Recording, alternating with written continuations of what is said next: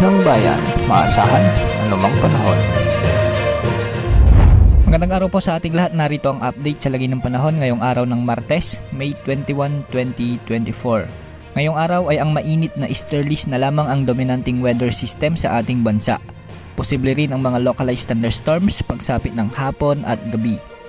Sa Luzon ngayong araw ay makararanas ng kalat-kalat na thunderstorms ang maraming lugar na magdadala ng maulang panahon sa hapon at gabi, partikular sa Cordillera Region, sa bahagi ng Benguet, Mountain Province, Abra at Ifugao. Posible rin ang ulan sa Apayao, Kalinga at Nueva Vizcaya. Ayon naman sa rainfall forecast ng GFS model, posible rin ang mga thunderstorms ngayong araw sa Ilocos Region, Cagayan Valley at Central Luzon. Hindi rin inaalis ang mataas na posibilidad na ulanin din ang ilang bahagi ng Metro Manila, Bulacan, Pampanga, Tarlac, Batangas, Cavite, Quezon Province, Laguna at Bataan. Asahan naman ang maaraw na umaga ngayon sa ilang bahagi ng Southern Luzon, Mimaropa, Calabarzon at Bicol Region, ngunit pagsapit ng hapon at gabi ay posible na ang kalat-kalat na thunderstorms. Sa Visayas ay mataas din ang tsansa ng pag-ulan sa bahagi ng Iloilo, Capiz, Antique, Aklan, Negros Occidental, Northern Leyte, Northern Samar at Samar. Magiging bahagyang maulap naman ang natitirang bahagi ng Visayas ngayong araw.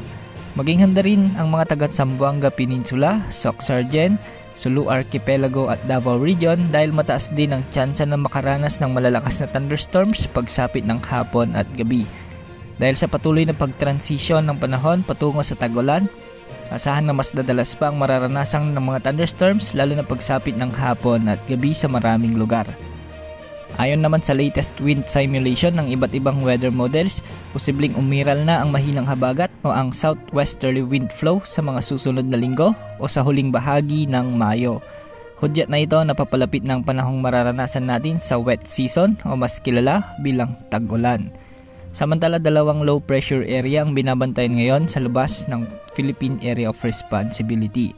Ang una ay ang Invest 93W na nasa silangan ng Mindanao.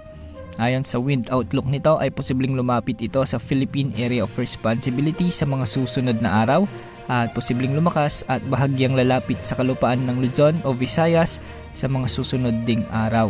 Posibleng hatakin nito ang nagbabadyang mahinang habagat na siya namang magdadala ng paunti-unting pag-ulan sa kanlurang bahagi ng bansa sa mga susunod na linggo.